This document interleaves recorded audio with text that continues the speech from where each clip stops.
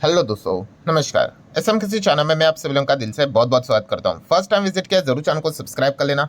Free stock market classes इस channel को भी चाहो तो फॉलो कर सकते हो, सब्सक्राइब कर सकते हो। यहाँ पर भी बेल आइकन को हिट करके ऑल जरूर सेलेक्ट करके रख लेना। इस चैनल का लिंक आपको ऊपर आई बटन पे नीचे डिस्क्रिप्शन में मिल जाएगा। एंड आज के दिन की बात करें, इस चैनल पे जो वीडियो है उसको जरूर देख लेना। यस, मार्केट की अगर हम लोग यहाँ पे बात करें दोस्तों, आपको बताई है काफ़ी सारे लोग गलत दिशा में चले जाते हैं एंड लिटरली कंगाल हो जाते हैं। सो उससे कैसे आपने बचना है, ये 10 चीज़ें तुरंत आपको छोड़नी पड़ेगी, वरना आप भी उसी दिशा में यहाँ पे जा रहे हो। आज नहीं तो कल आपकी भी बैंड बच सकती है। ठीक है, एंड फिर उसके बाद एनालिसिस करके कोई फायदा नहीं भाई, जब पैसा डूब जाता है तब। तो जरूर इस वीडियो को देख लेना, लिंक ऊपर आई बटन पे आप लोगों को मिल जाएगा। काफ़ी इंपॉर्टेंट वीडियो है। तो चलिए दोस्तों, फिलहाल तो अब इस वीडियो को स्टार्ट कर लेते हैं।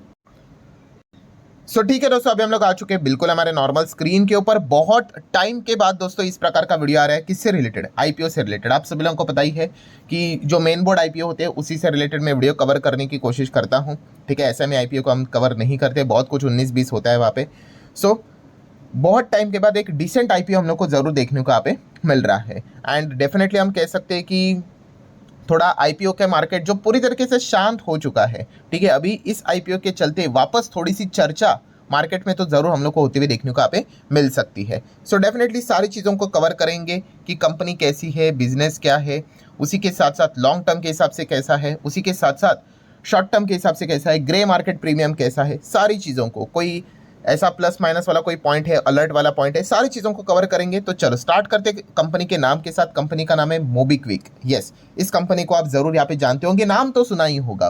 ठीक है, एंड एक ऊपर ऊपर से अनुमान तो हुआ होगा कि ये कंपनी करती क्या है, इतना तो हर किसी को पता होता ही है यूजुअली। ठीक है, तो चलो पहले तो कंपनी के बारे में जानने की कोशिश करते हैं। इसके पहले कंपनी हम कह सकते हैं जो आईपीओ पहले भी लाने वाली थी कंपनी, एंड कंपनी ने पहले जब आईपीओ का प्रस्ताव लाया था उसका साइज बहुत बड़ा था, बट तभी मार्केट की स्थिति काफ़ी ख़राब थी एंड इसीलिए उन्होंने सारी चीज़ें अभी क्या कर दी, जो आईपीओ की साइज है वो उन्होंने कम कर दी। ठीक है, सो चलिए अभी हम लोग यहाँ पे आ जाते हैं मेजर इंपॉर्टेंट पॉइंट के साथ कि सबसे पहले कि कंपनी करती क्या है। एक ऊपर ऊपर से एक अनुमान लगाने के लिए काफ़ी है।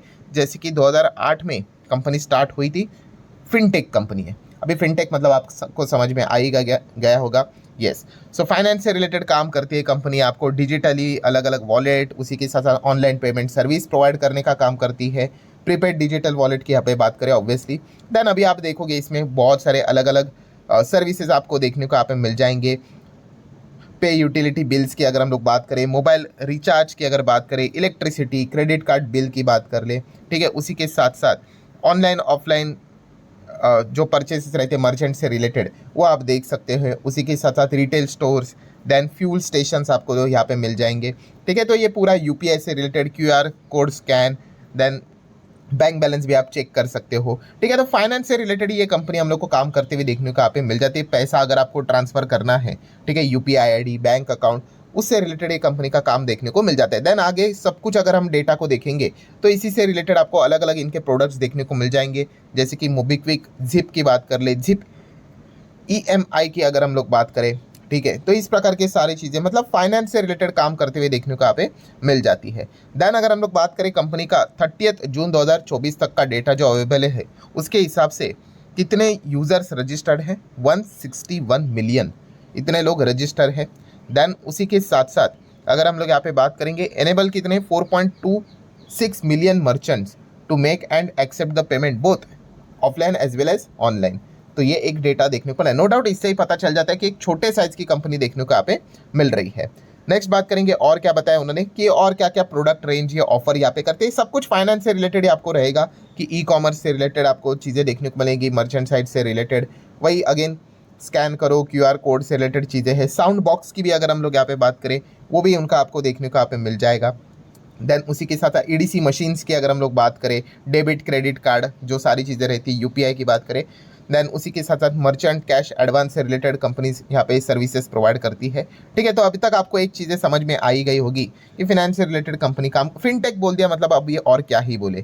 ठीक है, देन अगर और कुछ इंपॉर्टेंट चीज़ें देखने वाली, टेक्नोलॉजी की बातें उन्होंने करके रखी हुई है।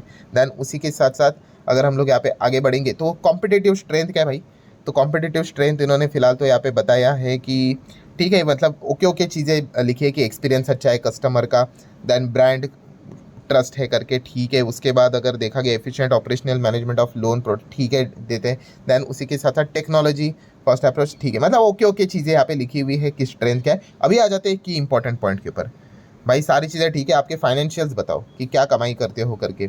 सो चलो फाइनेंशियल्स के ऊपर आ जाते हैं। सबसे पहले आप देख सकते हो ये 22 का डेटा, 23 का डेटा, 24 का डेटा, ये वाला डेटा पूरा नहीं है, ठीक है। अप्रैल मई जून केवल ये 3 महीने का ही डेटा है। तो ये बताना क्यों इंपॉर्टेंट बनता है, यस ये सारे के सारा डेटा 12 महीने का है। तो डायरेक्ट कंपेयर करने मत जाना, ठीक है। तो ये चीज़ थोड़ी नोट करके चल लेना। असेट की बात करेंगे 836 714 देन 854, ठीक है। करोड़ में हम लोग को ये रुपीज़ देखने को यहाँ पे मिल रहे हैं, ठीक है। रेवेन्यू मोस्ट इंपॉर्टेंट चीज़ है भाई। रेवेन्यू क्या है कंपनी का, 543 करोड़, 561 करोड़। पिछला साल काफ़ी ज़बरदस्त था, 890 करोड़। ऑब्वियसली ये कंपेरेबल नहीं है, बट 3 महीने में 345 करोड़। मतलब अगर आप इसको चलो 4 से भी मल्टीप्लाई करोगे तो ये 1000 करोड़ के रेवेन्यू को आराम से क्रॉस कर लेगा। ये एक नॉर्मल से गणित से हम लोगों ने अंदाज़ा ले लिया। मतलब जिस पैटर्न में कंपनी का रेवेन्यू बढ़ रहा है, ठीक है, तो ये साल भी कंपनी फाइनेंशियल 25 खत्म होते होते अच्छा रेवेन्यू कर सकती है। एक पास्ट ट्रैक रिकॉर्ड के हिसाब से अनुमान लगाया है, ठीक है। देन रेवेन्यू के साथ साथ काफ़ी खर्चे विर्चे हट जाते हैं। प्रॉफिट क्या है कंपनी का, तो कंपनी प्रॉफिट में नहीं है, लॉस में थी। 128 करोड़ का लॉस कम हो गया, 83 करोड़ का लॉस कम हो गया, 14 करोड़ के प्रॉफिट में आ गया। अच्छी बात है, अभी 3 महीने में कंपनी ने लगभग 6.5 करोड़ का लॉस ही किया है। तो ऑब्वियसली ये नए टाइप की कंपनियां हैं, फिनटेक टाइप की कंपनियां हैं। सो ज़्यादा फोकस रेवेन्यू के ऊपर ही लेकर चलते हैं एंड उसके बाद धीमे धीमे करके प्रॉफिट में आने की कोशिश करेंगे। बट स्टिल हम कह सकते हैं कि कंपनी ने ठीक ठाक प्रॉफिट यहाँ पे लास्ट फाइनेंशियल ईयर में यहाँ पे दिखा है। ये तो 3 महीने का ही डेटा है, ठीक है। तो ये पॉइंट पता होना चाहिए। नेटवर्थ की बात करें तो जुड़ती जाती है 158, 162, 142, 216। आरएनएस की अगर हम लोग बात करेंगे तो वो भी हम लोग को ठीक परफॉर्मेंस देखने को मिला। एंड टोटल बोरिंग की बात करें 150, 192, ये तो फिनटेक फाइनेंस से रिलेटेड चीज़ें रहती है, तो उसमें तो वो चीज़ें रहेंगी रहेंगी, ठीक है। नेक्स्ट अगर हम लोग बात करेंगे कुछ इंपॉर्टेंट पैरामीटर्स, सबसे पहले मार्केट कैप देख सकते हो कंपनी का कितना है, लगभग 2,2500 करोड़ के आसपास। मतलब क्या समझ में आ गया आपको, यस ये एक स्मॉल कैप कंपनी हम लोग को देखने को मिल रही है। एंड स्मॉल कैप कंपनी का अर्थ क्या होता है, यस ये वॉलेटिलिटी इस प्रकार के, मतलब एक बैक ऑफ द माइंड आपके ये चीज़ें चलनी चाहिए। कोई थंब रूल तो नहीं होता, बट एक ओके ओके चीज़ आपको पता होनी चाहिए। बाकी ईपीएस बीपीएस क्या ही देखे, पी सब कुछ माइनस में ही रहेगा अगर कंपनी का प्रॉफिट ही माइनस में है, मतलब लॉस में ही है तो, ठीक है। देन ऑब्जेक्टिव भाई क्यों लाना चाहते हो आईपीओ, तो फंड का इस्तेमाल करेंगे बोला है, किस चीज़ के लिए, फाइनेंशियल सर्विस बिजनेस को आगे बढ़ाने के लिए, पेमेंट सर्विस बिजनेस को आगे बढ़ाने के लिए, ठीक है। अलग अलग और इनको कुछ प्रोडक्ट्स टेक्नोलॉजीज़ को यहाँ पे सुधारना है, प्रोडक्ट्स को लॉन्च करना है, कैपेक्स भी यहाँ पे करना है, general corporate purpose.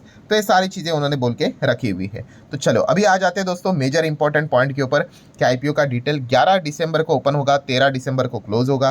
Face value 2 का ही देखने को मिल रहा है। प्राइस बैंड आप यहाँ पे देख सकते हो, ठीक है। अभी तो सबको पता चल गया, कट ऑफ प्राइस के हिसाब से चलता है। 53 शेयर लॉट साइज में देखने को मिल रहा है। टोटल इशू कितना है तो आप देख सकते हो 572 करोड़, ठीक है। इसके पहले हम लोग को बहुत बड़ा अमाउंट देखने को मिलता था जो उन्होंने बाद में कम कर दिया, ठीक है। फ्रेश इशू है, ये एक अच्छा पॉइंट हम लोग को देखने को यहाँ पे मिल रहा है, ठीक है। मतलब पूरा पैसा कंपनी के खाते में जाएगा, ठीक है, कोई ओएफएस नहीं, एक काफ़ी अच्छा पॉजिटिव पॉइंट ज़रूर होता है। मतलब जो लॉन्ग टर्म के लिए स्टडी करते हैं उनके लिए बुक बिल्डिंग है, एनएससी बीएससी दोनों के ऊपर लिस्ट होगा, ठीक है। देन उसके बाद रिजर्वेशन 75%, क्यूआईबी के लिए, रिटेल के लिए कितना है, केवल 10% ये। इंस्टीट्यूशनल इन्वेस्टर एचएनआई की बात करें तो 15% का होल्डिंग वहाँ पे देखने को मिलने वाला है, मतलब कोटा रखा हुआ है। सो अगेन टाइम टेबल देख सकते हो, 11 को ओपन, देन उसी के साथ साथ क्लोज हो जाएगा फ्राइडे 13 को। देन 16 तारीख को पता चलेगा कि आपको अलॉटमेंट हुआ है कि नहीं हुआ है। जिनको नहीं हुआ है भाई उनको 17 तारीख को मतलब जो पैसा रहेगा, ठीक है, वो रिफंड हो जाएगा। जिनको शेयर्स मतलब अलॉट हुए हैं, मतलब जिनका नाम आया है, ठीक है, अलॉटमेंट में 17 तारीख को उनको शेयर्स अकाउंट में आ जाएंगे। कभी एक दिन ऊपर नीचे हो जाता है रिफंड के हिसाब से। एंड लिस्टिंग की बात करें तो 18 दिसंबर को लिस्टिंग होने यहाँ पे जा रही है। ऑब्वियसली ये टेंटेटिव डेट होता है, इसमें भी प्लस माइनस हो सकता है, ठीक है। तो ये सारा पॉइंट देखने को मिल चुका है। रिजर्वेशन देन अगेन आपको पता ही है, यहाँ पे रिटेल के लिए 15,000 का ही रहता है। 2 लाख के नीचे भी रिटेल होता है, 2 लाख के ऊपर चले गए तो स्मॉल एचएनए में आ गए, ठीक है, अप टू 10 लाख। एंड उसके ऊपर चले गए तो बिग एचएनए में आ जाते हो। देन प्रमोटर होल्डिंग की बात करें तो अभी तक कंपनी ने काफ़ी डाइल्यूट किया है, अभी तक आईपीओ आया नहीं है, तब तक कंपनी के प्रमोटर के पास केवल 33% ही हम लोग को देखने को मिल रहा है। सो डेफिनेटली काफ़ी फंड रेज करने के लिए इनको बार बार शेयर्स को यहाँ पे डाइल्यूट करना पड़ रहा है।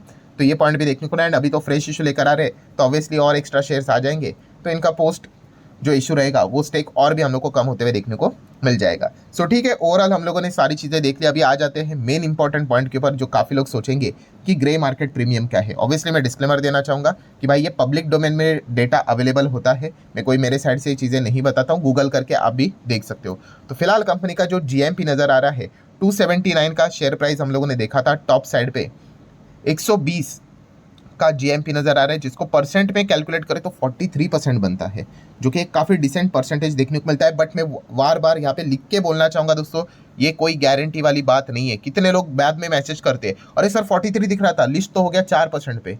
हाँ तो ठीक है, कोई गारंटी नहीं भाई, माइनस में भी जा सकता है, हो सकता है डबल पे भी लिस्ट हो जाए, ये कोई गारंटी नहीं। मैं अगेन कह रहा हूँ, ये एक अनुमान रहता है भाई, ये मार्केट में ऐसी चीज़ें घूमती रहती है, ठीक है। तो इसलिए बार बार रिटेल इन्वेस्टर को समझाया भी जाता है भाई कि सिर्फ अगर आप GMP देखकर ही डिसीजन बनाने का मन बना लोगे तो संभाल कर रहे ना, बहुत कुछ खेल ऊपर नीचे यहाँ पे होता रहता है, ठीक है। तो एक अंदाजा होता है, तो ये पॉइंट पता होना चाहिए। एंड लॉन्ग टर्म के हिसाब से अगर हम लोग बात करें तो जैसे कि आपको पता ही है, हमारा बेस्ट फॉर्मूला है तो एक ही होता है। मैं तो पर्सनली ये चीज़ें प्रेफर करता हूँ कि कोई भी कंपनी पहले लिस्ट हो जाने दो, उसके बाद उसके क्वार्टरली नंबर्स देखेंगे भाई, ठीक है। आपको पता है मार्केट में जब आप पब्लिकली लिस्ट होते हो ना, आपके ऊपर काफ़ी सारे हेवी रूल्स रेगुलेशन लगना स्टार्ट होते हैं, डिस्क्लोजर देने पड़ते हैं, ठीक है। फिर उसके बाद सारी चीज़ें समझ में आती है कि कंपनी कितना अच्छा कर रही है नहीं कर रही है करके, फिर आराम से डिसीजन ले लेंगे। थोड़ी ना ऐसा है कि एक ही दिन में पूरा 10 गुना हो जाएगा या 50 गुना हो जाएगा करके।